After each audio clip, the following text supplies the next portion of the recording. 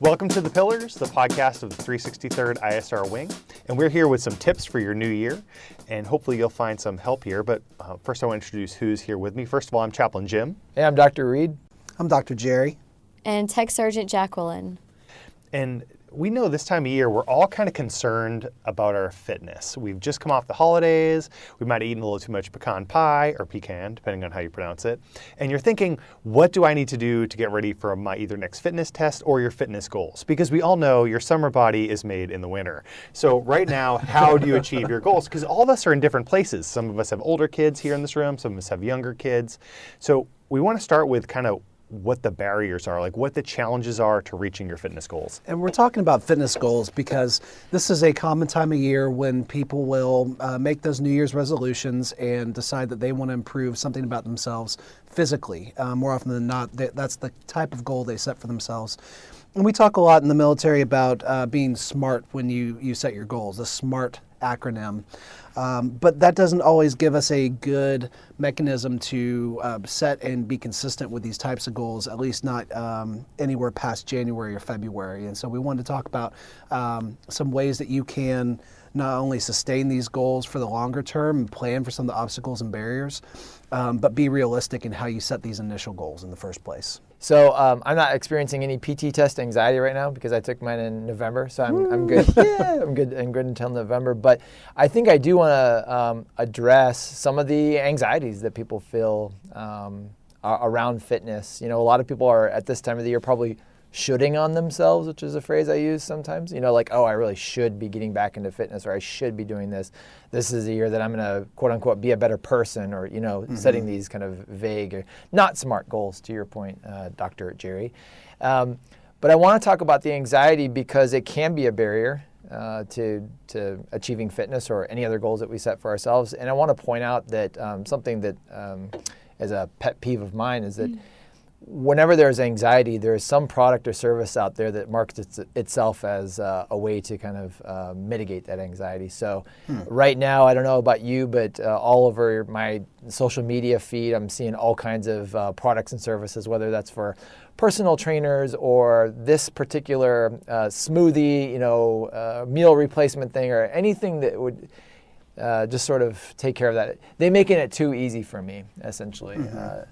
But it may be preying on people's anxieties about their ability to achieve their goals. Absolutely. And another source of that anxiety, besides just societal expectations and feeling like this is something we're supposed to do, is our past failures at these attempts. And so we've made some changes in the past and they just weren't sustainable. Or we tried to eat less, to work out more frequently, or try a different workout plan, and it just wasn't something we were able to keep up over, you know, the period of a few weeks or several months. And so we find ourselves in a situation now where we're looking at trying to achieve this goal maybe for the 5th or 6th or 20th time, and just like quitting smoking, we have the ultimate relapse and get depressed and anxious about ever restarting it again. With that being said, it does take time to formulate new habits. You can't wake up, go to bed on the 31st of December and say, tomorrow on the 1st of January, my life is going to be changed and all of a sudden I'm going to be physically fit. It takes time. It takes 2 to 3 weeks to really establish a habit, and that includes working out. So you start slowly. I am a runner, but I've neglected my running over the last few months. So I know that I have to start. And if that start means 10 minutes until I build my endurance and stamina back up, then so be it. But I'm not going to be able to run a marathon tomorrow, but slowly I can add time or add speed or whatever, but it just doesn't happen overnight. And we have to be realistic about our own expectations. Yeah, how many of us have fallen into that trap of like picking a significant date like New Year's or a birthday or something? Or Monday. True. Right. Whatever the case may be, and just saying like, all right, this is the first day of the rest of my life. Now, it's true in one sense. There's no better time than the present to start on something, but sometimes we rely too much on big anniversaries or dates to be, well, this will surely be the kick in the pants that I need. But I hope that you will talk more about, because I remember in a previous podcast that we did with you, you talked about you weren't always a runner. No, I wasn't always a runner. And not to belabor the point, but I deployed in 2014 to Afghanistan, and I was about 40 pounds overweight. And every time I think of that, I just cringe. And I made up my mind, when I go in this deployment, I'm going to leave here a runner. That was my goal. I had 6.5 months to do it in. And I didn't care if I was a fast runner, but I was going to be a runner. I ran my first mile about 15 minutes, and it was horrible. And at that very moment, I could have said, you know what, I'm not going to do this, because 15 minutes, for 1 mile, that's a really long time. Most people could walk a mile in 15 minutes. But I was determined, and I stayed strong, and I stayed motivated, even though I wasn't always motivated. But I got up to 5 miles before I left that deployment, and my very last mile that I ran in Afghanistan, I ran it in 8 minutes and 9 seconds. 15. So I shaved basically my mile run time by half, and I told myself I will never, ever, ever be in that position again. And it's been almost 5 years, and I haven't been back in that position, but it's taken time. It took me, after that, it took me 2 years to run my first half marathon. It didn't happen overnight, and I wasn't a runner overnight. And deployment is like a good space, right? Absolutely. People start a lot of goals on deployments because there is some space carved out for them. And Jerry, you're talking about barriers. I think that was one of the topics you intended. Like, what if you don't have the luxury of a deployment? Right. That sounds... Said no one ever, right? Luxury of deployment. No, Tech Sergeant Jacqulyn's right. I mean, I experienced a similar thing when I was deployed. I ended up losing something like 40 or 50 pounds over the course of that deployment. But it's because I was away from family. I didn't have to deal with kids or cooking meals, grocery shopping, any of that stuff. No distractions. Yeah. I mean, I worked, I exercised, I slept, rinse, repeat every single day for 6-7 months.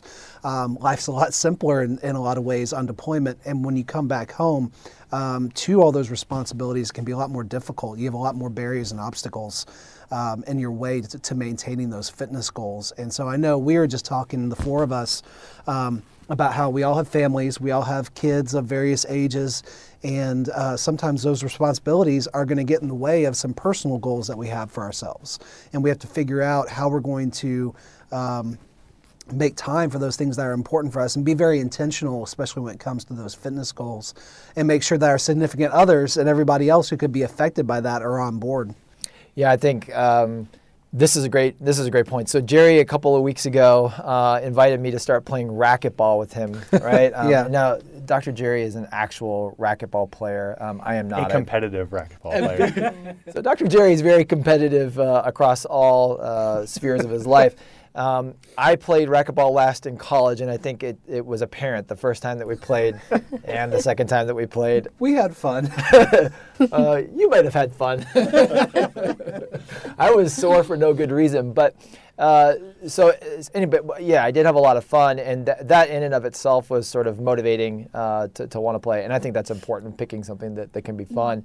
But going back to what you said about family, and my family has goals, my family has expectations, and there's a certain culture in my family. And one of those things is you're around for those important transition times, whether that's in the morning or the afternoon when kids are getting home from school, or transitioning, the witching hour at 5 o'clock. I need your help with homework and dinner and, getting, bedtime routines. That doesn't leave a lot of time for, spending hours at the gym. So I want to acknowledge that some of these barriers include maybe having a conversation with your partner or whoever it is you're hoping will support you in your fitness goals about, hey, this might be tantamount to some pretty big changes in our family.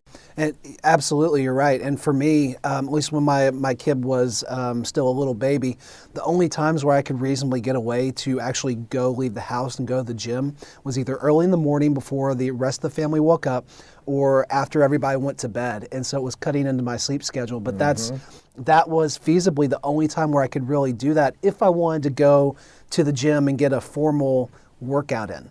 But that said, there are other alternatives to getting some kind of mechanism of physical activity. And in fact, my wife and I, after she gave birth and was trying to lose the baby weight and everything, we would, all of us as a family, go on a walk together. And I'd strap the kid in one of those little dad packs on my front, and we'd go hike the Nolan Trail, or we'd throw him in the stroller and just walk around the neighborhood. I mean, those were, some days, that's all the exercise that we could get, but it was better than nothing. Killing two birds with one stone, too. Absolutely, yeah. Yeah, and For me, we talked about it as a family, and I have a 13, 11, and 8-year-old, and they love going to the gym. And in our gym here on Langley, there's actually a room for parents where you can bring a child that you can work out in the room safely. Yep. And I now work out with my son, who's 13, in the afternoons. They enjoy that. When they were little, we had to buy a spin bike off of a popular online website that delivers in 2 days. And what they sent it to me is we were able to sit, and I put my baby and at that point Samantha in a carrier, and I was able to actually play video games with a headset because she wouldn't sleep like in the middle of the night. And I'm like, this is awesome. I can get some serious, I won't say the game, but playing this game and move and spin. And I'm like, this is amazing. Now, my workouts at that age were like a stroller, going for a walk or a run, like packing them in. We were in Colorado, it's cold, but pack them in warm and go for a run. I mean, whatever you can do to get movement in it at any age. The other thing is you don't have to do the gym for your workout. There are plenty of DVD services, online services, even YouTube. You can go look at a workout and do it in your living room. And so really you can find a way to get some kind of movement in, which is the goal. Yeah. Also, I think that you need to be realistic about when you go to the gym or when you schedule your workouts. If I try to tell myself that I'm going to work out in the mornings, that will never happen for me because I have a 4-year-old, I have 2 dogs, I'm single parenting right now. So I know that I cannot get up and go to the gym in the morning because there's no possible way for that to happen. Sure. So I make sure that I schedule my gym time for the afternoon before I even pick my child up. So I have that time for myself to be able to get my workout in, not have to worry about what am I going to do with her. And then after I'm done, I pick her up and continue on with life. But I'm realistic knowing that it's not going to work for me in the mornings, at least right now while my husband's gone. So maybe later, but right now I know the afternoon works for me. And you're exactly right. Like you have to know when it works for you. Now, for many of you're in the parenting stage, single parenting stage for all intents and purposes for just a few more days. But if you're, let's say, a commander, a senior NCO, you don't have little ones, my suggestion always is to work out in the morning. Working out in the morning is correlated with higher levels of leadership. However, it also may be the only time you go. When I talk to senior leaders all across this wing and across the Air Force, they bring their gym bag and they know an airman at the gym is an airman on duty and they've scheduled that time. And when I say, how many times do you bring that? Have you ever opened that bag? And they will start laughing because they've never gone in the afternoon. It doesn't matter what they do because family time takes over. So my suggestion and what I see even with the COMAC in the morning here in the gym, like you have to come in the morning if you're a senior leader well, it's a great way to start your day and to get the blood pumping, get those hormones circulating. Your stress hormones are actually the highest. They peak right in the very beginning of your day when you first wake up, and they taper off gradually throughout the day. So by the afternoon, you're losing energy, you're exhausted from your day. All you want to do is go home, and that exercise plan you had can sometimes be the first thing that goes out the window. Yeah, I think we've probably talked on the pillars before about finding the right timing for you. Maybe you're a morning lark. I think we heard this phrase yesterday, or night owl. Knowing something about yourself and where you have those productive periods is probably a good way to start thinking about where to put your gym time or your exercise time. But what I'm hearing kind of around the table is that there's lots of room for innovation, when it comes to this. And it may just, we talk about innovation a lot, right? I don't know that we think about innovation in this sense, but it may take some really creative thinking about how to get this really important aspect of our military lives to be a regular thing so that we can continue to hit those goals. As we look around the enterprise and the Air Force, we're hearing about changes to PT coming up. We're talking about Tier 2 testing. If you've been on the interwebs this week, you've probably seen some information about that coming out, as well as new information about readiness. And they're also talking about the idea of maybe being able to PT test at a moment's notice. Getting a little bit of lead time, but being able to essentially, we always say, stay ready, don't get ready. So this may take some real dedicated thought and some innovation. I just want to highlight, the 51st Intelligence Squadron down at Shaw. They innovated and came up with a great program. A program that's celebrated across our wing, really, that's targeting, post-maternal mothers and sort of their efforts to get back into the swing of things. And I think, whether it's programs or just some leadership or whatever it might be, I think we need to look at breaking down barriers in our life, personal barriers, but maybe there's organizational barriers. Leaders can set expectations that, hey, I'm giving you 3 hours a week to go PT, and being really dogged about that and being serious about giving that time to your airmen. If you don't have squadron PT regularly, you gotta find that time. And that's something that I've talked with a lot of airmen about is that time may be tacitly available to them, but not many people will take it because they feel like they have too much to do at work, or they feel like it wouldn't be seen as acceptable within their flights or within their squadron. But I think that's something as Air Force leaders we need to almost enforce, that you will take those 3 hours a week out of your schedule to make intentional time for fitness. Absolutely, because your health isn't going to slip dramatically over the course of one day, right? And so that's why it's usually the first thing to go. In the press of the day, if you've got something that you can be achieving at your desk or a tasker that you're trying to respond to, PT, you've pushed it off in the past probably, you can push it off again another day. Your chances are you're not going to have a heart attack tonight or something terrible isn't going to happen.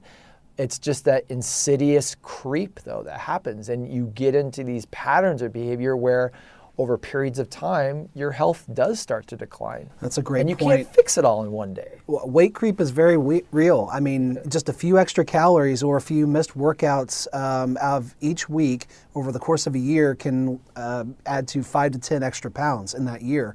And over the course of your 20-year career, all of a sudden you're this incredibly obese person and you don't know quite how it happened.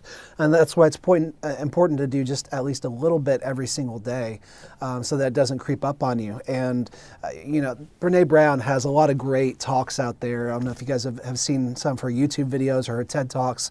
And one thing that she said, and I think she quoted the original person who said this, was, the 20-minute walk I did today is better than the 4-mile run I didn't do. And I think that's important to keep in context.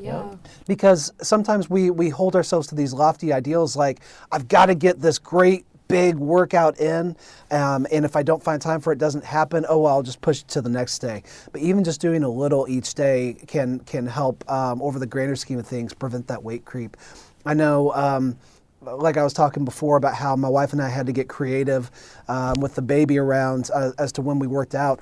There'd be times where we would literally just hold the kid up against our chest and do squats in our living room. I mean, that counted as our workout. In between, we're watching football games. Actually did that this year. During the commercial breaks, I'd do squats or push-ups.